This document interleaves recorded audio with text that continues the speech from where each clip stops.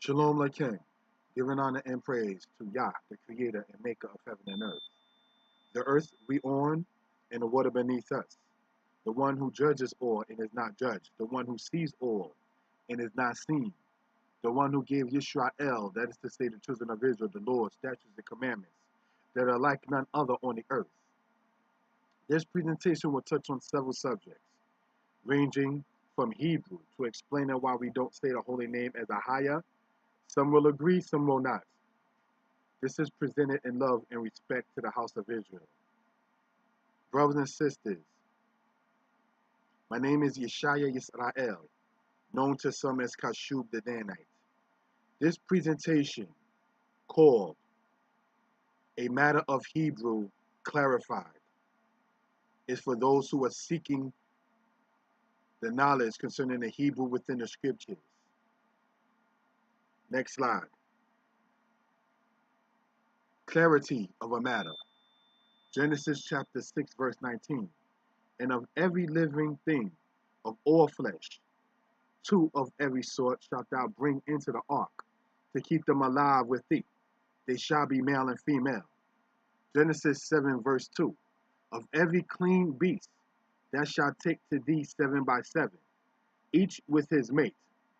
And of the beasts that are not clean, 2 and 2, each with his mate. Now, many people attempt to actually state that Genesis 6:19 and Genesis 7, verse 2 is in some way a contradiction, which in actuality it's not. One will have to understand the distinction between male and female and the distinction between clean and unclean.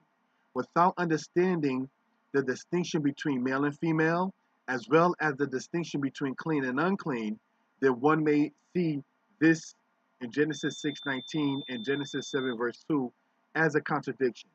Genesis 6:19 says, two of every sort meaning gender, thou shalt bring into the ark, to keep them alive with thee.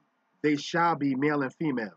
So the two is identified as one being male and two being female. So together is 1 and 2.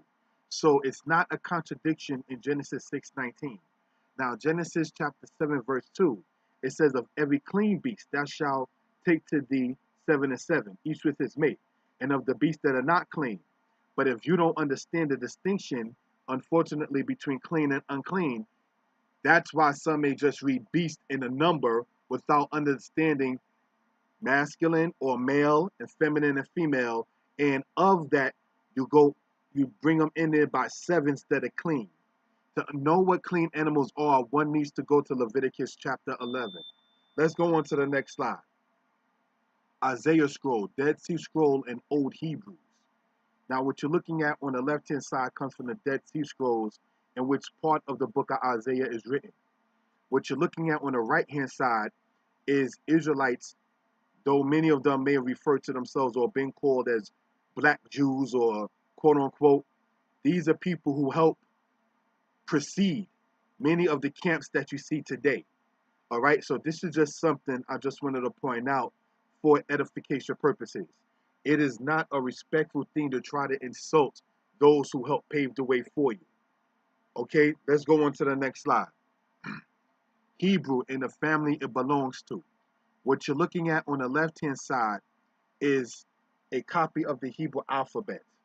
All right, remembering that Hebrew is read from right to left, and there's 22 letters in the original Hebrew alphabet, of which you see in Psalms 119 in the Bible. All right. Now, what you're looking at on the right-hand side is the Afro-Asiatic languages. And if you look, brothers and sisters, you will begin to see, all right, good and well, that under where it says Near East, then it says Semitic, Akkadian, and under that you have Hebrew and Aramaic. So Hebrew is listed as part of the Afro-Asiatic languages. All right, it is not in European or Indo-European language. Let's go on to the next slide. Tanakh, vocabulary aspect, Baruch Bula. Other restrictions on our information must be kept in mind. Biblical Hebrew, okay, is essentially a literary language.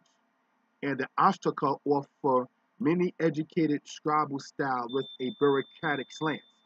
However, as a result of the mainly religious interests the Bible has preserved, wide sections of social and technical activity find no representation in biblical vocabulary. What is being stated on the left-hand side, brothers and sisters, is this: that most of the day-to-day daily life of the people in biblical times we do not have. Now, of course, we as Israelites don't subscribe to the terminology and understanding of religious interests. However, we do know that due to the cultural aspect and the spiritual aspect that the Bible speaks of, we don't see the regular activities of the people in the Bible in linguistics. So now, looking at it on the right hand side where you see the Baruch Bula, you'll begin to see certain things that the Bible doesn't talk about, certain people that the Bible may not even speak of. All right, so that's the point in showing that this Bula that you see there on the right hand side dates to the era of Jeremiah the prophet in the 6th century BCE. Let's go to the next slide. Hebrew aspect. Within the Canaanite group, Hebrew has a special place, almost halfway between Phoenician and Old Aramaic, and in its turn, a center of innovations which spread throughout the neighboring areas. The Hebrew Bible does not include every Hebrew word from biblical times. The earliest inscriptions in Hebrew are from the 10th century BCE. Now, the fact that the earliest Hebrew inscriptions date to the 10th century BCE does not mean, excuse me, does not mean that that's when Hebrew was stated to be created or spoken. It just happens to be dated to that time in which people began to write in that particular aspect. There are certain words to this day that people do not write because their languages are not in written form. So this is just something we want to point out for edification purposes. All right. Now, when you look at the right-hand side, it says the Arad Astrakhan, Temple of Yahweh Zedekiah, 597 BCE. This also dates to the, as noted, to the time of Jeremiah the prophet. To my Lord Eliashib, may Yahweh concern himself with your well-being, and now give Shemaiah a letek measure of flour, and to the Karasite give a omer measure of flour. As regards the matter concerning which you give me orders, everything is fine now. He is staying in the temple of Yahweh. So this is just something we want to point out, and as you notice, it's located in the Israel Museum. All right. So Arad is South Israel, as you go by where the people of Judah was in ancient times. All right. Let's go on, brothers and sisters, to the next slide. The matter regarding Hebrew origin. The way to say Hebrew, the language in Hebrew, is Ibrit. The way to say Hebrew, a person in Hebrew, is Ibrit. The root of such comes from the word Abar, said by some as Ibar. The Israelites descended from the Chaldeans and Arameans. The language Abraham spoke was Chaldean, and the language his daughter-in-law spoke was Aramaic, that being Rebecca. The Israelites were called Hebrew by outsiders, yet called others Hebrew as well. The Israelites referred to other peoples as Hebrew as well. The style of writing that we see in ancient Hebrew is a Canaanite style of writing, yet the pronunciation of such wording is not Canaanite. Since the language of both the northern and southern kingdoms, that's to say the northern kingdom of Israel and the southern kingdom of Judah, were different than that of the Ugaritic Canaanite aspect. So the Ugaritic text or the Ugaritic text, brothers and sisters, is different than the writings that you see coming out of the potsherds and the records left, such as the Bula and so forth, coming out of the northern and southern kingdom of Israel. The commercial or generic name Hebrew, who were in this regard the Israelites, is how what is called Hebrew became known. The style of writing we see today as Block Hebrew is Aramaic in script or Aramaic in writing. Aramaic and Hebrew are cousins in linguistics. Hebrew is listed, as we shown earlier, as part of the Afro-Asiatic languages. What is referred to as modern Hebrew is ancient Hebrew with a modern term. Example, qarar means to be cool, but qarer means refrigerator. What is referred to as Yiddish is not Hebrew. Example, ain, Hebrew word for mother, and mutar, Yiddish word for mother. So these are just some of the things we want to point out for edification purposes. Next slide. The matter regarding Hebrew origin and reason. When we hear the argument that Hebrew has no vowels, one is saying that Hebrew has no sound. Vowels make sound. There are today spoken languages that are not written. Fire offering in Hebrew is said as Ishe, and woman is Isha. Hebrew holds the same written form of such words. The argument stating that Hebrew is a Canaanite, and yes, some say Edomite language, is also not true.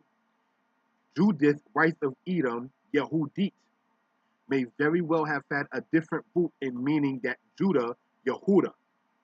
They're trying to connect Judith and Judah, which doesn't always work. Babel in Hebrew and Babel in Babylonian are not the same. Bar in Hebrew is different than bar in Aramaic in English. Bar in Hebrew means to be pure. Bar in Aramaic means sun. And we know what a bar is in English, a place where people go to lounge. One must know transliteration, translation, and reason. All languages come from the Most High. So this is something, brothers and sisters, we just want to point out for edification purposes. All right? Now in Hebrew, the way to say fire offering, as we see in Leviticus chapter 3, is said as Ishe. And yet in Genesis chapter 2, we see the word Isha, spelled the exact same Hebrew letters, meaning woman. All right? Next slide. Hebrew, ancient and modern. What you're looking at on the left-hand side is ancient form of writing Hebrew, which some people refer to as the Canaanite style of writing. All right? What you're looking at on the right-hand side, brothers and sisters, is Hebrew written in modern form.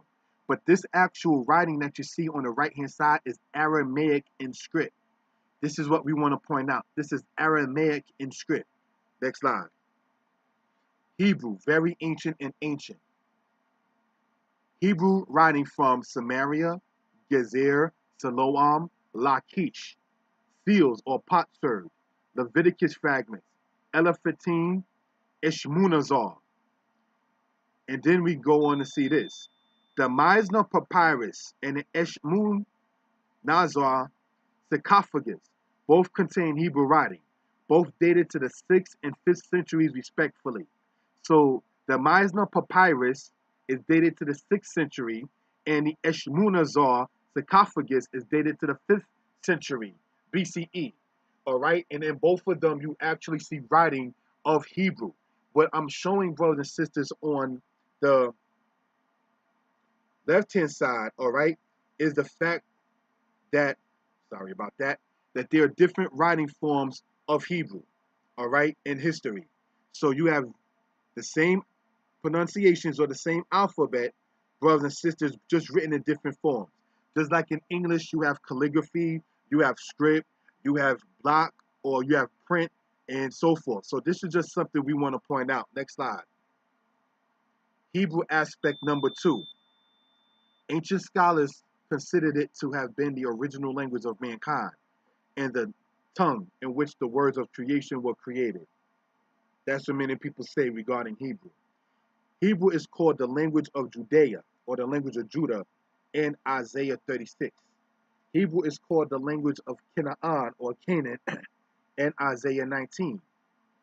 Hebrew, as shown, is the cousin of Aramaic, and thus the matter of Rebecca, Rachel, Leah, and other aspects of Arameans in Israel shows that the languages are known together from ancient times. So this is something we want to point out, that Rebecca, Jacob's mother, as well as Rachel and Leah, Jacob's wives, were women who were Aramean. So they, certainly in the case of Leah, naming her children, gave her children names that can be traced back in many cases to Aramaic. This is something we just want to point out for edification purposes. All right, let's go on to the next slide. The Aram people in the land of the Habiru. What you're looking at on the left-hand side is pictures of how the people who were the ancient Arameans look like in part. All right, what you're looking at, brothers and sisters, on the right-hand side, it says civilizations influenced by the Habiru. Now, the point in going over that, as you see the arrow there, brothers and sisters, is that the Israelites come from, in history, from this area here, from Ur Chaldea. Then Abraham went up over here and then traveled down here. All right, and then later on, eventually, having children, they eventually, as we know, as the story goes on, went into the land of Canaan. All right, so this is something we want to point out in a map showing where the Israelites were at. Now, when you look at, brothers and sisters, this particular aspect, the Aram people, and then you see Syria here. The Arameans and the Syrians were the same people. Syria is the Greek transliteration of the word Aram. Let's go on to the next slide. Afro-Asiatic influence in the migration. So the part that you see here, brothers and sisters, on the map is where the Afro-Asiatic languages were spoken and where the children of Israel came from in origin and where they winded up being over here. Brothers and sisters, was both part of the Afro-Asiatic languages, and it's not a European thing. All right, it's connected in the language family to the people over here by where you call East Africa. All right, Ethiopia, Somalia area, Eritrea, and so forth. Okay, Sudan and so forth. The Semitic origin of the Fulani cannot be questioned. That comes from a book called Hebrew Heritage of Black Africa by Stephen Jacobs. Now, if we're dealing with what is referred to as Semitic, which we explained before, Shemitic languages, and according to many scholars, such as the one named Stephen Jacobs, he has passed away since he wrote his book, right? He said that the Semitic origin of the Fulani cannot be questioned. So when we look at where the Fulani was, all the way from this area here, Senegal, going all the way across to the Sudan, and also going down here in Cameroon and all this area right here, you'll begin to see that, according to some brothers and sisters, the Fulani people, which in part was taken into captivity to the Western Hemisphere, are part of the language family and peoples of the people of the Shemites. There were many Hebrew, and some may say Jewish, tribes that are of indigenous African origin.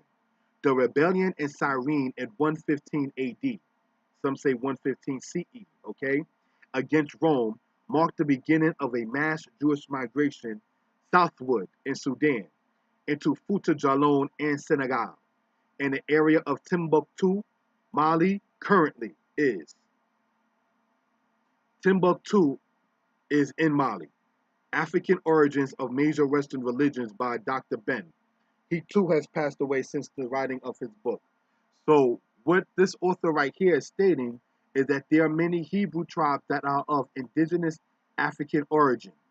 So the rebellion in Cyrene, Cyrene is in Libya, all right? So we just want to point that out. Now, Libya being in this area right here, west of Egypt, all right? Against Rome marked the beginning of a mass Jewish, which he already stated is Hebrew, migration southward into Sudan, Fouta Djallon, and Senegal. Senegal is over here. The Fulani people in part live in Senegal along with the people known as the Wolof tribe. So what am I pointing out is that the Israelites in part migrated to certain parts of Africa. And so I'm citing different sources that speak upon this. All right. Stephen Jacobs, not being racial, was a white man. All right. Dr. Ben was a black man. Dr. Ben did not even subscribe to even labeling himself as part of the house of Israel, even though he came from a community that was calling themselves Beta Israel, who were called Falashas. But the point, getting back to the subject matter, brothers and sisters, is the fact of trying to emphasize that the Israelites in part migrated to certain parts of Africa. Next slide. Siloam inscription and part of translation. This is the Siloam inscription, which goes back to the era of ancient Israel. All right? This going back to the era of the time of Isaiah, also during the time of King Hezekiah. Isaiah the prophet, that is. Behold, the excavation. Now this had been the history of the excavation while the workmen was still lifting up. The axe, each toward his neighbor, the voice of the other who called to his neighbor, since there was an excess of the rock. So this is what we just read, part of the translation. Now, as stated, Siloam is also known as Shiloah in the book of Isaiah, all right, which speaks about the rivers and the waters in the tunnel that they was digging in and so forth and so on, all right. When you read about the waters of Siloah in the book of Isaiah, Siloam is the same exact aspect. So the Hebrew that you see right here, brothers and sisters, dates back to ancient Israel. So when many people ask were there any Hebrew inscriptions before the timing of Herod, during the time when the Romans were in power, yes, we could begin to see so in this particular regard. Next slide. The aspect of Hebrew. Hebrew over the centuries has had little change. That's coming from a book called A History of the Hebrew Language by Angel Badillos. You can look that book up online. Hebrew, a Western Semitic language on the Afro-Asiatic language tree. The term Afro-Asiatic was made in 1914 by Maurice Delafosse, or Delafosse. Sorry if I mispronounced the name. The term Hemito-Semitic was coined in 1876 by Friedrich Müller. So this is something we want to point out. So when you read about languages under a listing of Hemito-Semitic language, that terminology was coined in the 1870s. All right? And the terminology Afro-Asiatic was made in the aspect of the early 20th century AD. So Hebrew is listed, brothers and sisters, as part of the languages of the Hemito-Semitic peoples. And so now when you begin to see that Hebrew is listed as part of being part of the Canaanite family of linguistics, it's not too hard to figure out. Why? Because the ancient writing style that ancient Israel had, such as you see in the Siloam inscription, the actual phonetics of such and the actual writing of such goes back to the ancient Canaanite form of writing. Yet the pronunciation is that of the Israelites. It's just as much as you see French and Spanish and English written with all the same characters and letters. Yet French has its own distinction, Spanish has its own distinction, and English has its own distinction. So when you begin to see that Hebrew and Canaanite is written with the same characters and the same kind of writing style, does it mean that it is to be said to be solely a Canaanite language? This is what we want to point out for edification purposes. Next slide. What truly is modern Hebrew? The Hebrew we speak today is deemed biblical Hebrew. True modern Hebrew is as such. Brooklyn as Brooklyn. Radio as radio. Television as Sikayon. That is what that is. All right? When you hear Israelites, even as us being deemed quote unquote non-messianic, you don't hear us saying, Shema El HaRadio. Listen to the radio. We don't say that. You understand? So the attacks, some of the disrespect, if you will, that Old Testament and many other Israelites have been shown, saying, oh, what you're speaking is Yiddish, such and such is truly not the case. Yiddish came about, brothers and sisters, centuries after the aspect of Hebrew being shown with the Nikodot or the vowel points. Yiddish goes all the way back, brothers and sisters, to like the 10th century, the 13th century AD. All right, which was spoken by European Jews in Germany. All right, so this is just something we want to point out. The Hebrew Moses spoke was different, not contradictory, than what Solomon spoke. The Hebrew Solomon spoke was different, not contradictory than what Jeremiah spoke. All right, so when you look, for instance, in 1 Samuel chapter 9, verse 9, when it says that the person that was a seer was called a prophet and vice versa, That's the point in mentioning that. Jeremiah chapter 28, verse 3 is when you begin to see the word Nebuchadnezzar in the scriptures. All right? Nebuchadnezzar is the Hebrew transliteration of his Babylonian name, Nebu-Urasur. All right? So this is just something we just want to point out. Next slide. The matter of Yiddish discussed. Yiddish, though it uses the Hebrew lettering, we should not think it is Hebrew words. Example, Abba means father in Hebrew. Written in English letters, yet it is not an English word. ABBA is not an English word, even though it's written in English letters. All right? It's the transliteration of the Hebrew word Abba, which means father. So just because Yiddish uses the same form of alphabet writing as Hebrew doesn't make it Hebrew. Yiddish dates back to the 9th century AD. Yiddish should not be confused with Hebrew simply because each share the same alphabet. So this is just something we want to point out. I can take a Chinese alphabet, if you will, and then write perhaps Abba in it. It doesn't make it a Chinese word. All right? I'm still speaking about Hebrew words, just using a different alphabet to convey a point. This is just something we want to point out for edification purposes. Sun worship is endorsed in Torah. That's a question. All right? Old Testament Hebrew explained. Daniel chapter 7, verse 10. A fiery stream issued and came forth from before him. Thousands ministered unto him, and 10,000 times 10,000 stood before him. The judgment was set and the books were opened. Nahara di Nur. Nagade wa nafek min Quadamohi. Elef Alfin. Yesham Shune. Wa Ribo. Ribban. Quadamohi. Yokumun. Dina Yati. Wasif Ring Pitihu. Now, it's written, noted in Hebrew lettering, but the actual pronunciation goes back to the Aramaic. Now, what you're seeing, brothers and sisters, here in the book of Daniel, right? Ministered, highlighted in the yellow. Ministered, highlighted in the yellow there in the writing form. Next slide. Old Testament Hebrew explained part 2. For the Lord God is a sun and shield. The Lord giveth grace and glory. No good thing will he withhold from them that walk uprightly. The Hebrew says, Kishemesh umagain Yah Elohim. Chen wakabo yitim Yah. Lo yim natob laholchim batamim. So looking at it in this particular regard, all right, the highlighted part there in the blue, Shemesh, translated there as the word sun.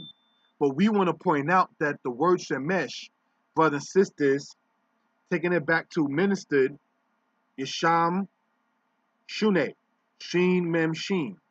Shamash means to serve. It means to be used. Next slide. All right. What am I pointing out?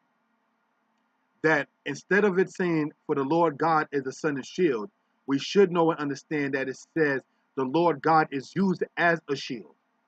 Because the word for sun, like the sun in the sky, brothers and sisters, goes back to the Hebrew word Hama, which means a thing of heat, which you see in the book of Isaiah, chapter 24 in the Hebrew. So this is just something we want to point out. All right? Next slide. The stores of Solomon, how many? 1 Kings chapter 4.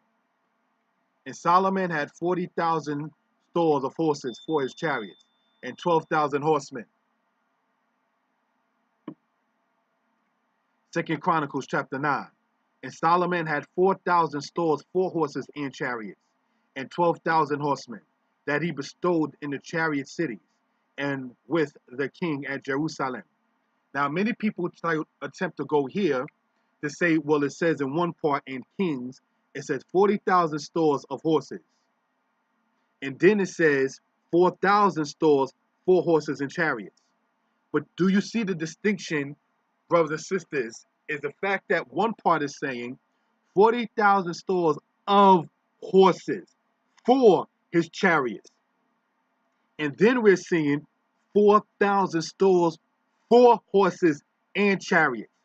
which means, brothers and sisters, that the one who's the author in Kings and the one who's the author in Chronicles is letting you know, brothers and sisters, that there was a distinction between what amount of stores of horses for his chariots, as opposed to the stores for horses and chariots.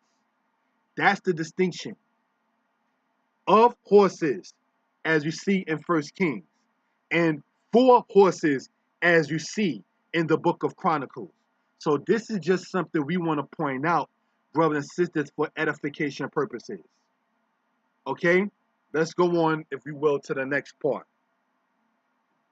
Did Saul really lay naked with men? Now, this is talking about Saul in the Bible, the king, all right? Old Testament Hebrew explained part 4. Let's go. From the uttermost part of the earth have we heard songs, glory to the righteous. But I say, I waste away, woe is me. The treacherous deal treacherously, yea, the treacherous deal very treacherously. This is coming, brothers and sisters, from the book of Jeremiah. Mikna fa'aret zimrot, shamanu zebi lezadik, wa omar razili, oli, bogdim bagadu, ubeged bogdim bagadu. What am I pointing out? That the word bagad, brothers and sisters, in Hebrew means to deal treacherously. Now, many people hear bagad or beged and they think of the word garment, which it does mean garment. But in the verb form, brothers and sisters, the verb bagad means to deal treacherously. This becomes important if we're going to get into the aspect of Saul. Next slide. Old Testament Hebrew explained part 5. This is coming from the book of Samuel, chapter 19. And he also stripped off his clothes, and he also prophesied before Samuel, and lay down naked all that day and all that night. Wherefore they say, is Saul also among the prophets? The Hebrew says this, Wayit shat gamhu, begadayo, Wayit nabe gamhu, lifnei shemuel, Wayifol aron, kal hayom hahu, wakal halayla, al king yomru, haged sha hagam, sha'u ban bi'im. What are we pointing out, brothers and sisters, is this. You see the yellow part that says in the Hebrew, Begadayawa? The Bet, the Gamel, and the Dalit are still there. Remembering that Bagad means to deal treacherously, as we pointed out over here in the book of Jeremiah. Bagad, the treacherous, deal treacherously. So if we already see, brothers and sisters, that Bagad means to deal treacherously, then we have to begin to see that the word Begadayawa means his treacherous ways, not meaning his garments. All right? Now, the part that says, in the highlighted there in the yellow, by Yifol Aron, and he fell Aron. Many people translate the word Aron meaning naked, yet we want to point out what the word Aron would mean when you're dealing with context clues. Next slide. All right? 1 Samuel 14, verse 45. And the people said unto Saul, shall Jonathan die, who hath wrought this great salvation in Israel? Far from it. As the Lord liveth, there shall not one hair of his head fall to the ground. For he hath wrought with God this day. So the people rescued Jonathan that he died not. And it says this in the Hebrew. Wayomer ha'am el Shaul, Hayonatan, Yamut asher asa, Haishu'ah, Hagdola hazot, Yisrael, Kalila ha yodewahe, im yifol, Sa'arat rosho araza, Ki im Elohim asa hayom hazeh, Wayifdu ha'am et yo natan, Walo mate. The part there you see there in the yellow says im yifol. Yifol means for from the root word nafal. Let's go on to the next part. Numbers chapter 14, verse 5. Vayifol Moshe wa Aharon al panehem. And Moses and Aaron fell on their faces. Next slide. Jeremiah chapter 12. Right wouldest thou be, O Yah, were I to contend with thee. Yet will I reason with thee. Wherefore doth the way of the wicked prosper? Wherefore are all they secure that deal very treacherously? Zadik ata Yah, ki arib elecha, ak bishpatim adaber orcha, madua derek reshaim zalecha, shalu kal bogde baged. As remember, to deal treacherously in root, as we see there and highlighted in the red, is the bet, the gamel, and the dalet. By God, to deal treacherously. Next slide. Malachi chapter 2, verse 11. Judah have dealt treacherously, and an abomination is committed in Israel and in Jerusalem. Bagda Yehuda, wato Eba, the Esta Yisrael. Now the part that you see there highlighted in the red in Malachi, Bagda, meaning what? Treacherously. The root being by God. Next slide. Genesis chapter 3, verse 1.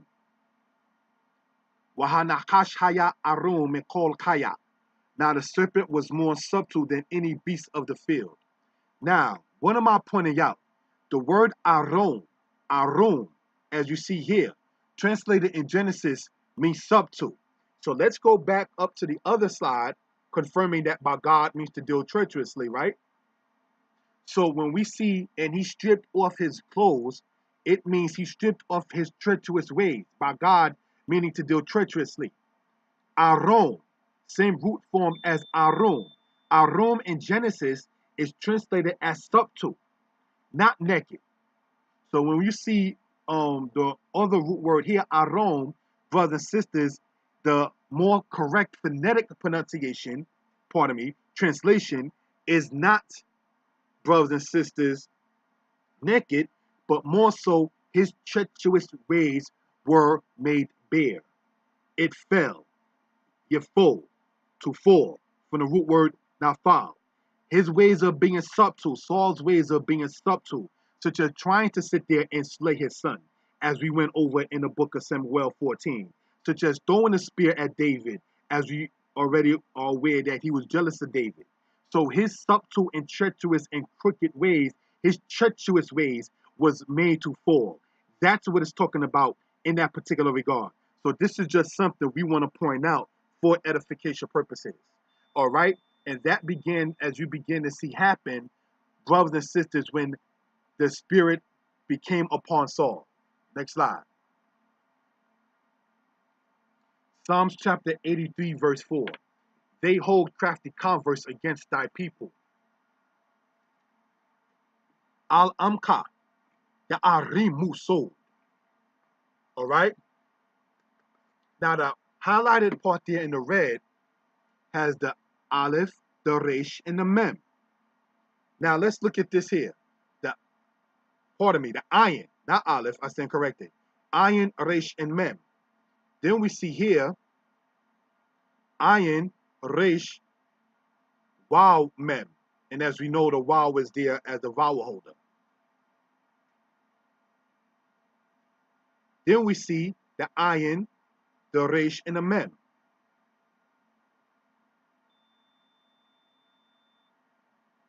So, crafty converse. Its root in Hebrew comes from the Ayin, the Resh, and the Mem. Arum. This just happens to be conjugated in a pluralized form in the future tense here in the book of Psalms. But we just wanted to show that its root form means to be crafty. And as we already showed by God, brothers and sisters, means what? To deal treacherously. So when we begin to see in the book of Psalms that his bigadiah, understood now with better translation as his treacherous ways, in his arum, meaning that his subtle or craftiness was made bare before Saul, and before Samuel, and therefore Saul was counted as among the prophets by many. He was not butt naked prophesying in front of another man. So this is something we want to point out. Next slide. The matter of Ahaya next. Old Testament Hebrew explained part 6. Let's go. And he said, certainly I will be with thee, and this shall be the token unto thee, that I have sent thee. When thou shalt have brought forth this people out of Egypt, you shall serve God upon this mountain. Now this is coming, brothers and sisters, from the book of Exodus chapter 3. Wayomer ki echye imka. And he said, because echye imka, I will be with you. Wazel laka ha'ot, and this to you is the sign. So this is just what we want to point out. Now let's go to this part right here on the right hand side. And David said to Saul, who am I and what is my life? Or my father's family in Israel, that I should be son-in-law to the king. Wayomira Dawid el Shaul, mi anoki umi hayai, mishpakat abi, Israel, ki ekye katan la melek. Now, what you see in brothers and sisters for edification purposes, where the arrow you see there, the aleph, the hey, the yod, the hey. Some said as ahaya. The aleph, the hey, the yod, the hey. It's on both sides. This one on the right-hand side is coming from the book of 1 Samuel chapter 18, in which David is saying, Ehyeh, which they say translated that I should be, which should say that I will be. All right? David didn't think or see himself as being a son-in-law to the king. All right? Katan means son-in-law. Now, we want to point out that this here, with or without vowels, points. Said with vowels is ehyeh. Said without by many is ahaya. What we're pointing out, brothers and sisters, is that David, speaking of himself, used that same exact word as you see here. Yet in the translation, you see nothing about Lord, God, the Creator, or so forth. Because this one right here is not the name of the Most High. So this is what we want to point out. Now, in Exodus chapter 3, where we see it says, Ehyeh, means I will be, imka, with you. I will be with you. So this is something we want to point out for reason and purposes. Next slide. The matter of Ehyeh said as Ahaya by some. The teaching of the name of the Most High as Ahaya is not accurate, nor can it be substantiated in linguistics, etymology, or history. The word Ahaya is Ehyeh without vowels. And the proper meaning of such is I will be. The following quotes are evidence. So when you go, brothers and sisters, in your own time and look up Exodus 4:12, Exodus 4:15, 1 Samuel 18, verse 18. This is 1 Samuel 18, verse 18 here, where David is speaking to Saul. And then Ezekiel chapter 34, verse 24. Let's go there. Ezekiel 34, verse 24 says, and I, the Lord, will be their God, and my servant David, prince among them. I, the Lord, have spoken. So what we're looking at right here, brothers and sisters, it says, Wa'ani, and I, Yod, He, Waw, He, Ehyeh, Lahem, Lelohim, Wa'abdi Dawid, Nasi, Batokam, Ani, Yod, He, Waw, He, Dibarti. I, the Lord, have spoken. What are we pointing out, brothers and sisters? Is that Yod, He, Waw, He is the holy name of the Most High. Whereas when we see this here, Aleph He, Yod He, said by some as Ehyeh, said by others as Ahaya, is not the holy name of the Most High. So in Ezekiel chapter 34, verse 24, when we see in English, all right, and I, the Lord, will be. I will be is Ahaya by some, said as Ehyeh by those who are dealing with Hebrew with the vowel aspect. The vowels and the not vowels is not my argument at this point, on this particular part.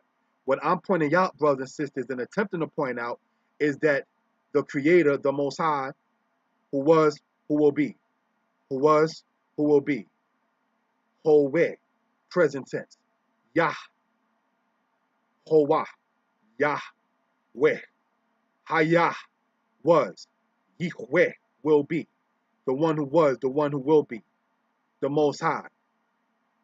This name here, you will not see in this part here where David's speaking of himself. Nobody in the scriptures referred to themselves as the holy name for his own appointed name. The Most High did. Whereas we see, brothers and sisters, for edification purposes, Aleph Hey, Yod Hey, Ah Ha Ya Ha, said by some. We see that same wording in the book of Samuel in regards to this here, with David speaking of himself.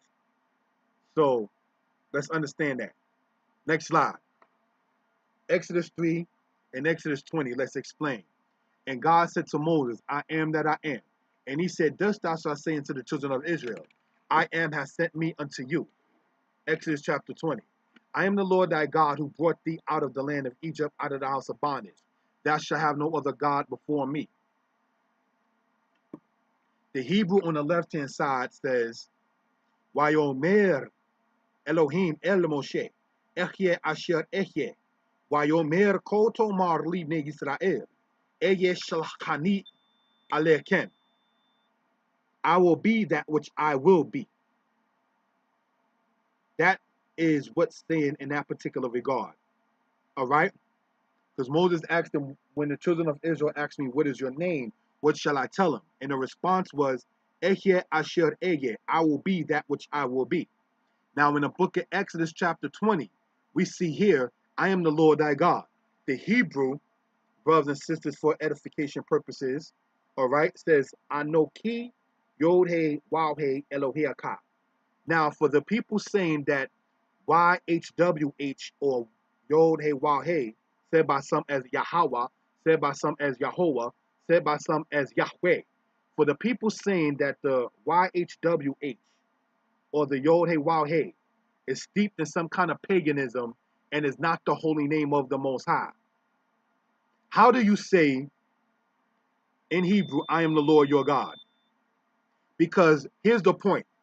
If we were to look as this translated here in Exodus chapter 3, as I am that I am, and we see in the Hebrew says as the arrow, if you're following along with that, Echye asher echye, which we are saying means I will be that which I will be.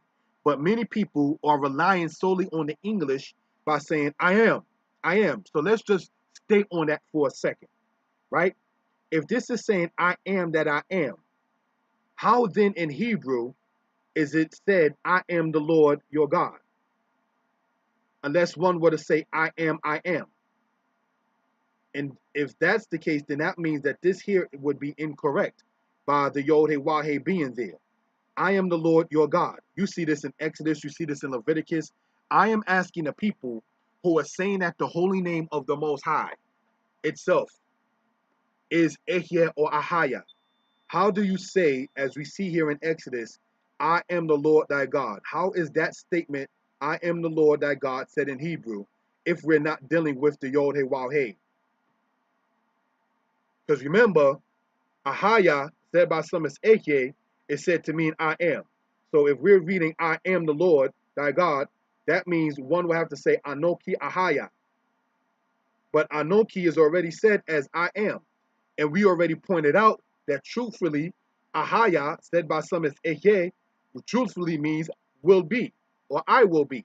This is why I pointed out here in Ezekiel, and I, the Lord, will be. I will be.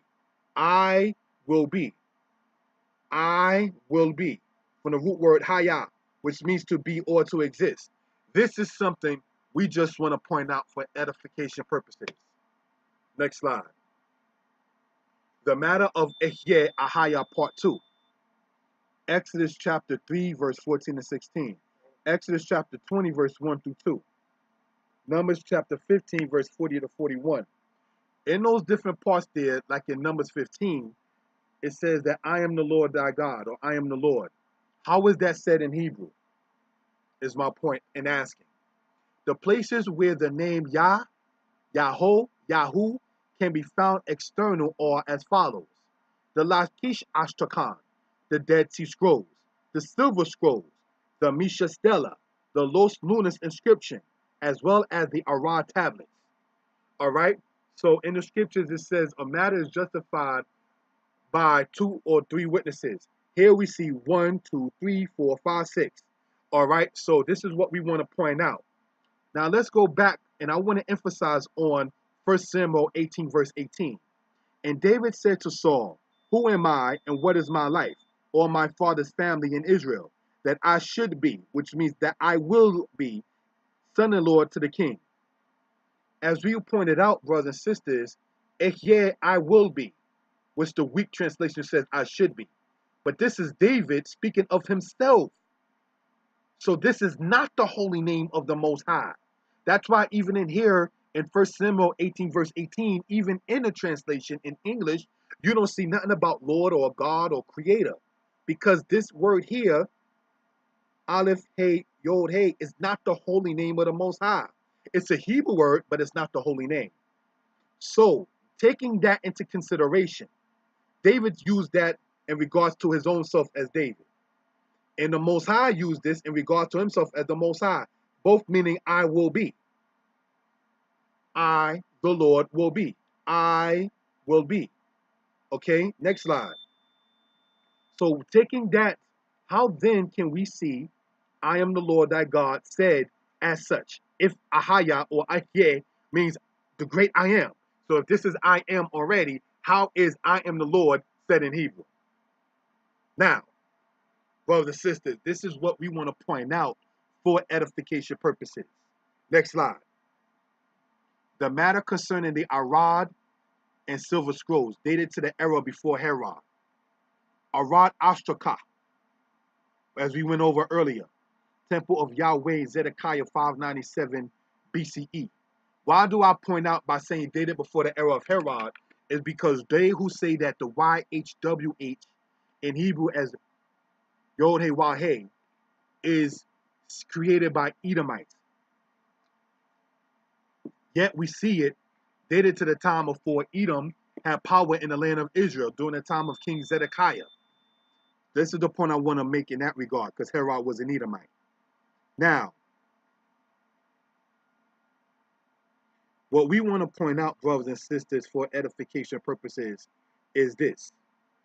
All right?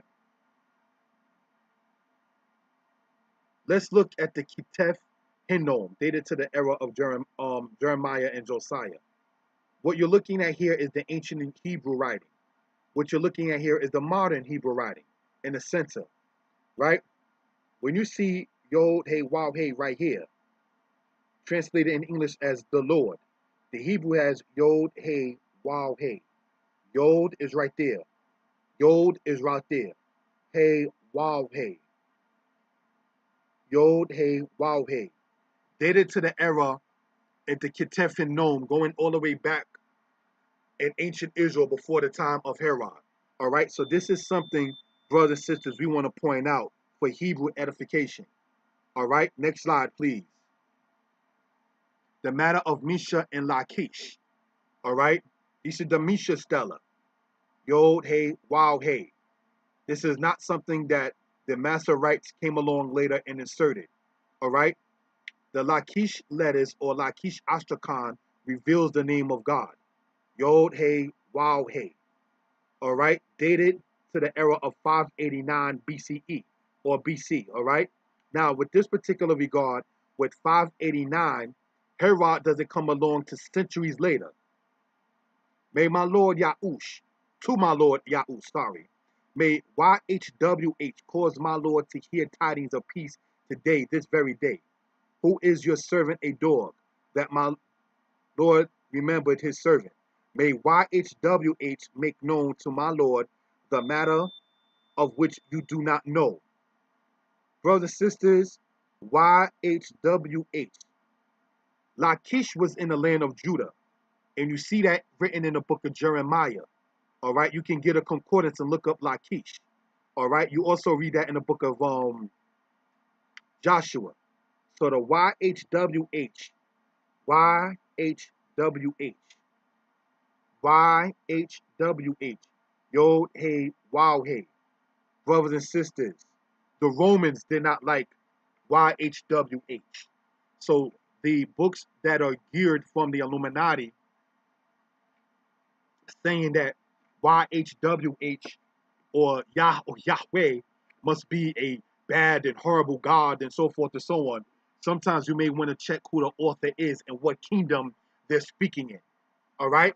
Because if a person is not upholding and endorsing the laws of the Most High, but they're writing books talking about Yahweh and his Asherah and so forth and so on, you got to know that that author has an ulterior motive. So this is just something, brothers and sisters, we want to point out for edification purposes. Next slide. The matter of Ehye and Ahaya, part 3. The verb we are discussing is the verb haya, meaning to be, to exist. Thus, Howe means existing, and haya means he existed, and Yihye means he will exist. The uses of the yod and the waw must be understood in this matter. The understanding saying that Yahweh means God of devastation is not Hebraically sound. Since we know that the YHWH in root comes from the verb haya, we must stay in course with the language. The word nilcham means to fight, yet we know lechem means bread. Context is important. What am I pointing out, brothers and sisters, is that many who are saying that Yah as the holy name and then saying Howah means devastation. You can't do that in Hebrew, brothers and sisters, because the YHWH in Hebrew comes from its own root word, Hayah. So you can't try to jump ship like that, all right, by saying, well, Hoa means this, and so therefore Yahweh must mean that. No, you can't do that linguistically. Next slide. The matter of learning Hebrew, verb Hayah. Now, Hayah, hey, yod, hey. Hayah, to be or to exist. What you're looking at here where the arrow is showing is Ehye, without vowels said by many as Ahaya. And this means I will be, Tihye, you will be. Tihye, you will be when speaking to a female. Yihye, he will be, follow the arrow. Tihye, also meaning she will be. Nihye, we will be. Tihyu, you, masculine plural, will be. Tihyena, you, feminine plural, will be. All right? Yihyu, they will be. Masculine.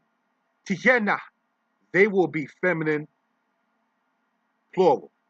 So, but let's emphasize on this.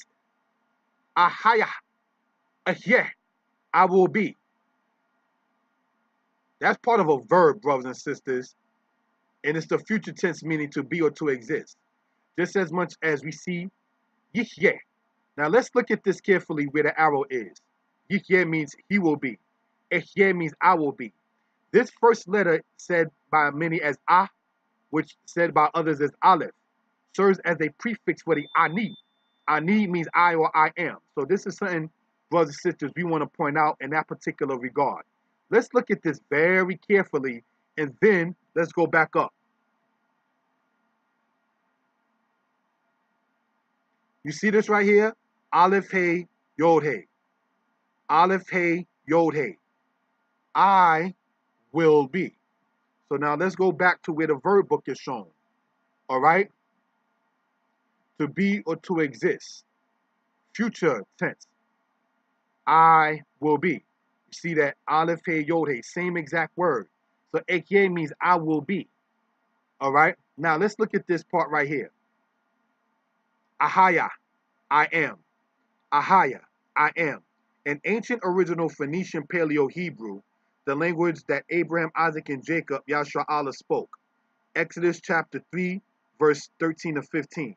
Ahaya, I am, is the only name given unto Moses himself in Exodus.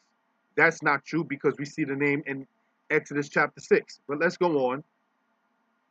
The only name given unto the children of Israel, Yahshua Allah. The only name given to all generations forever.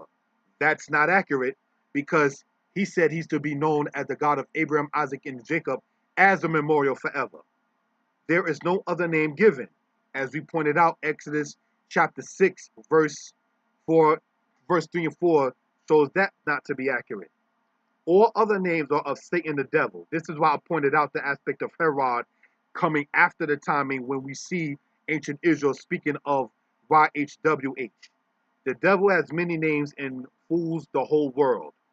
Ahaya Asher Ahaya, I am that I am, is the God of the Hebrew Israelites. Brothers and sisters, and I say this in no disrespect to any camp, but let's look at this right here.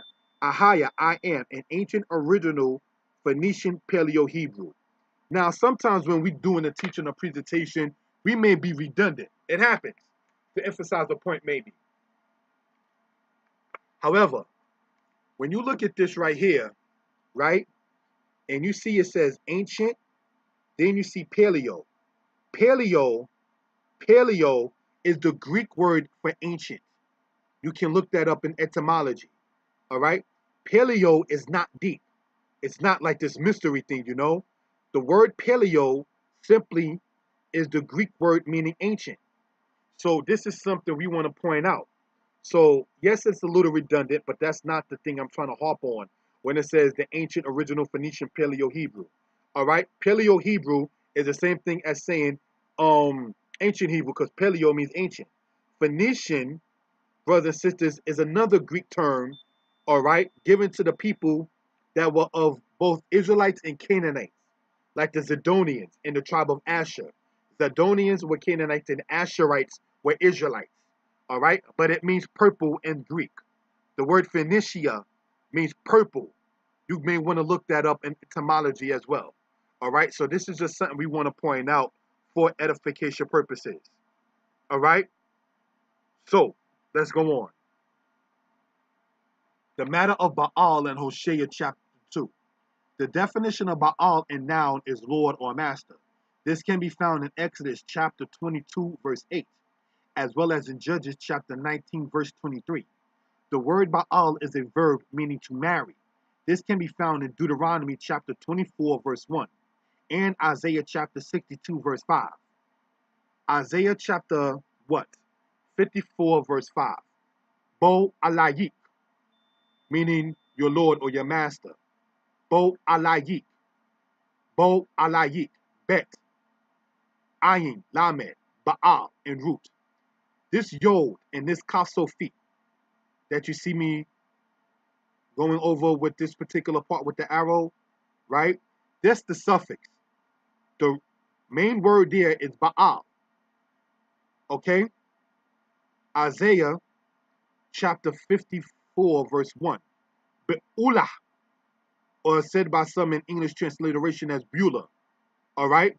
But Be'ulah, the Bet, the Ayin, Lamed. Bet, Ayin, Lamed. Ki yib al bekur betula. Yib aluk banayik. Sos katan al kala. Yasis alayik elohayik. That's coming from the book of Isaiah chapter 54, right? But what are we able to point out, brothers and sisters, is this. This red letter you see here is a yod. That serves as a prefix. The highlighted part there in the light pink, all right, I put it like that for point out purposes. The bet, the ayin, and the lamed, all right? Baal. Bet, ayin, lamed, Baal. Bet, ayin, lamed, Baal. Bet, ayin, lamed, Baal. Brothers and sisters, it's been noted that the word means Lord or Master. So when you read it in Hebrew, Baal is simply meaning Lord or Master. What happened was people made idols and called those wooden things that they etched into, that they made a graven image, they called that Baal. All right? So this is just something we want to point out. Baal didn't make anything. All right, next slide.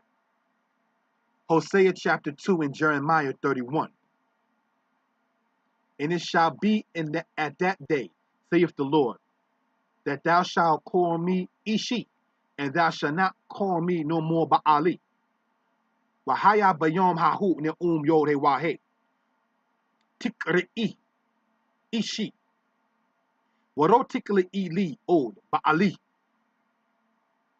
What are we pointing out, brothers and sisters? Ishi, as we see here, Aleph, Yod, Shin, Yod. Ishi means my husband. All right? This is not said as my husband. So some people, not knowing perhaps that it's really said as Ishi, have said as Ishai, and then unfortunately have transformed it to say and mean from the root word Yasha, which means savior. But this root that you see here in the Hebrew in Hosea chapter 2, verses 16 to 18, this doesn't mean to save. All right? So taking only the English transliteration and reading with English understanding, many people have said that this is said as Ishai, and then saying Yasha means to save. But this word here doesn't come from the word Yasha. This is the word Ishi, which is a noun meaning my husband. All right? Now, Jeremiah chapter 31 says this, but this is the covenant that I will make with the house of Israel after those days, saith the Lord. I will put my law in their inward parts, in their hearts will I write it, and I will be their God, and they shall be my people. Ki zot habrit, asho ekrot et bet Yisrael, akre hayamim hahen, the yore wahe, natati et torati b'quirbam, wa alibam et tabena, wa hayiti lahem Elohim, wa hema yikyu li la'am. Why did I go over that? Because when you read there, right, brothers and sisters here,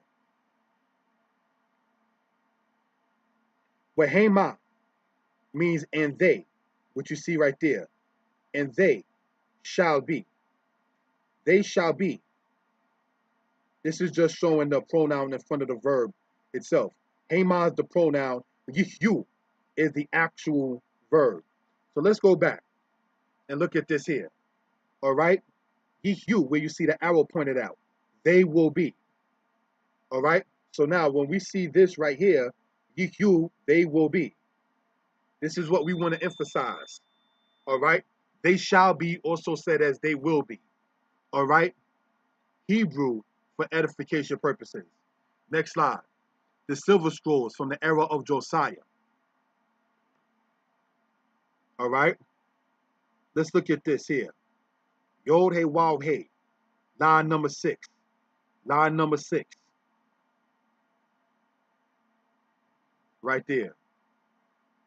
Yod He Waw He. Yod He Waw He. The people who promote the name as Ahaya may want to think of this. They believe in Jesus and say it as Yashaya and love to use the Strong's Concordance. Strong's Concordance, H3467 states, Yasha means in verb to save. Who then is the Yah at the end of Yasha?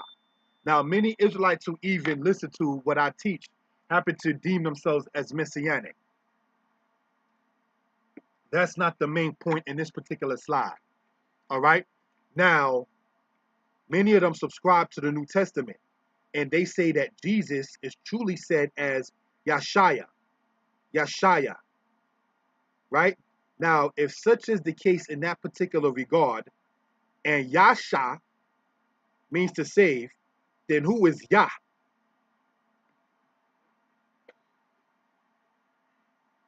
Let me state this question again.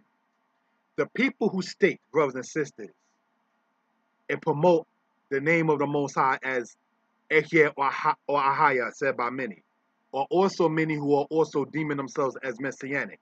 And they are also saying that Jesus is truthfully said in Hebrew as Yeshaya. So let's looking at that, and they also, no offense intended, loving to use the Strong's Concordance. When you go to the Strong's Concordance in your own, H3467, it states that Yasha means in a verb to save. But these same people don't say the name of the Most High or subscribe to saying the name as Yah. So if Yasha means to save, according to the Strong's Concordance, what or who is the Yah in Yashaya? Next slide. The matter of Yasha, Strong's Concordance. Yod Shin Ayin. To save. to be saved, to be delivered. The nif'al, to be delivered, to be saved, to be delivered, to be liberated, to be saved in battle, to be victorious. The hif'il, to save, to deliver, to save from moral troubles, to give victory to. Many Israelites do not acknowledge the matter of the nif'al and the hif'il. What we see on the left is from the Blue Letter Bible online. The nif'al is the passive of the qual. The hif'il is the causative of the qual. I teach that on my Hebrew channel, all right? The nif'al is prefixed with a noon. The hif'il is prefixed with the hey in the past tense, command form, and a mem in the present tense. Many Israelites who are quoting certain things, such as the Blue Letter Bible online and the Strong's Concordance, they see words like the nif'al and the hif'il, yet may not understand because they don't subscribe to quote unquote modern Hebrew, quote unquote, yet using concordances and online information that show what the nif'al is and that show what the hif'il is. That's what we want to point out. So let's look. This here, Yod Shin Ayin, Yasha. If they're saying that the holy name is not Yod He Wah He, but is Ahaya, and saying that Jesus is truthfully said as Yashaya, but Yasha means to save. Who or what is the Yah in the name Yashaya? Next slide. The matter of rape. Next. Deuteronomy 22 explains. If a man find a damsel that is not betrothed, and lay hold on her and lie with her, and they be found. Deuteronomy chapter 22, verse 28 in the Hebrew says, Kim yimza ish na'ara betula, ashelo orasa, ut pasah, ushakab ima, wanim za'u.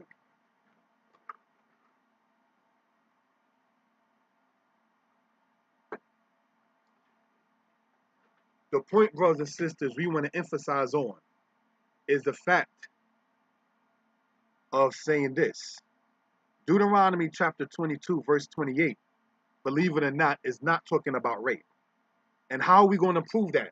By looking at this right here, right? And they be found. The highlighted part there says, Wanim Za'u, Mem, Zade, Aleph, Baza, to find.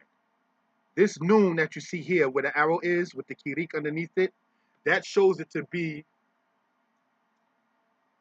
the passive. Nim Za, Nim Za'u. This is inside of the nif'al stem. But if you drop off that waw, meaning and this noon, making it passive, you just get ma'za, dropping off the suffix of the waw. All right? Ma'za means to find. Nimza means to be found. Here's the point. Deuteronomy 22, verse 28 cannot be talking about rape because it says if they're found. A rape is when a woman causes it to be known. You don't have to find that.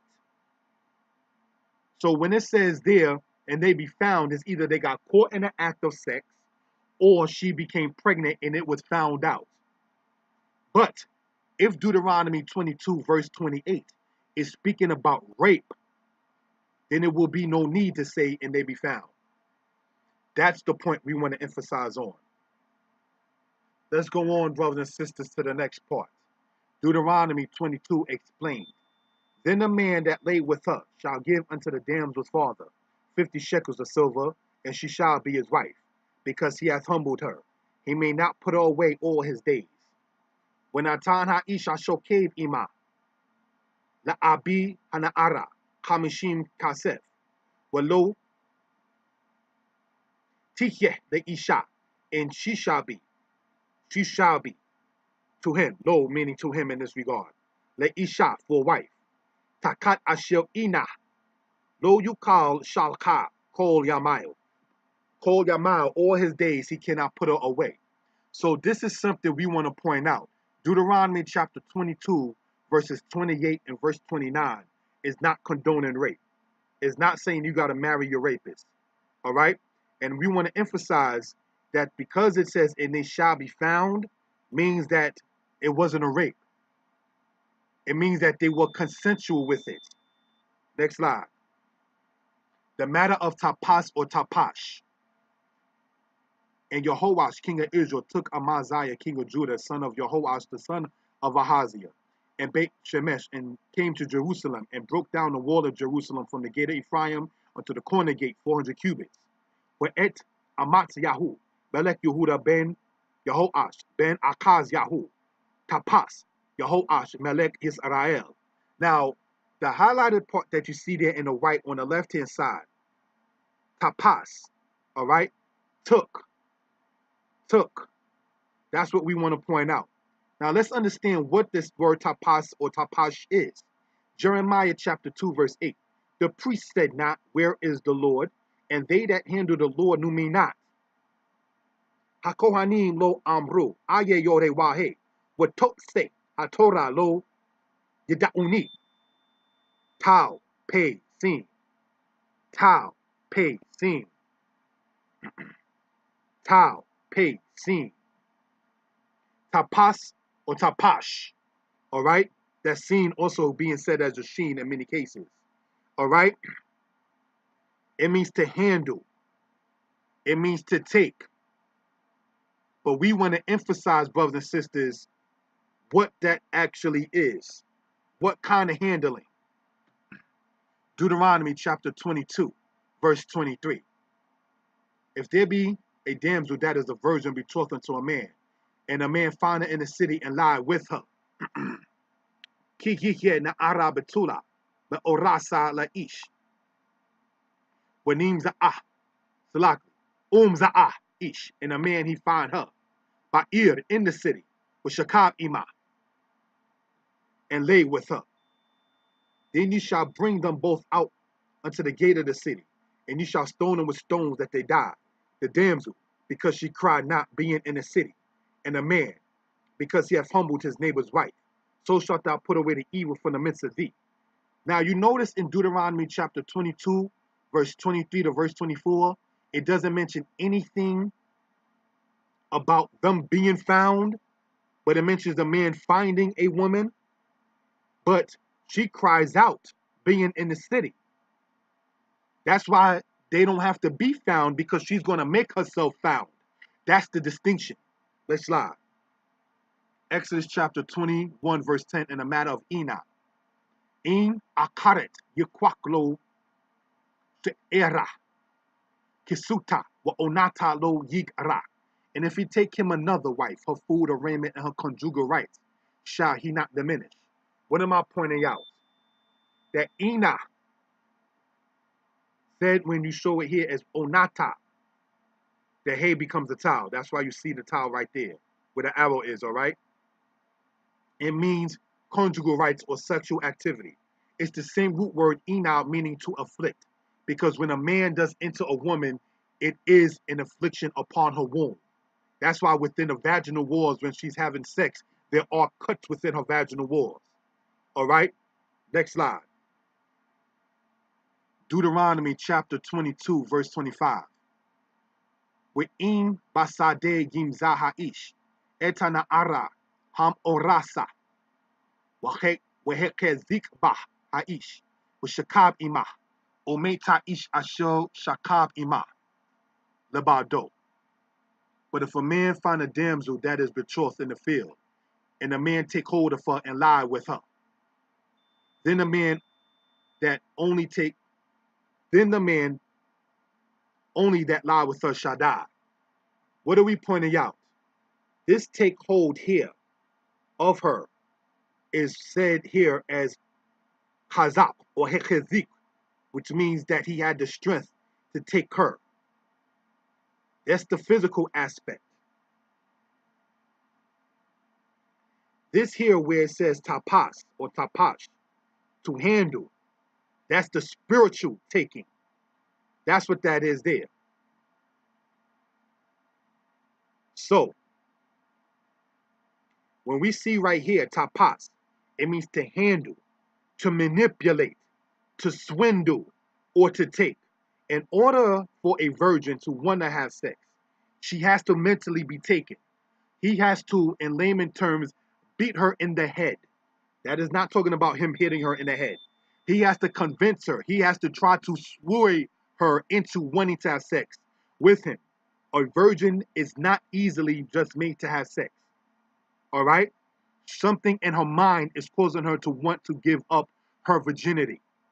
All right? Whereas a woman who's not a virgin, and is not to sound like a dog, most men do know if a woman is not a virgin, it's easier to have sex with her than it is to have sex with a virgin.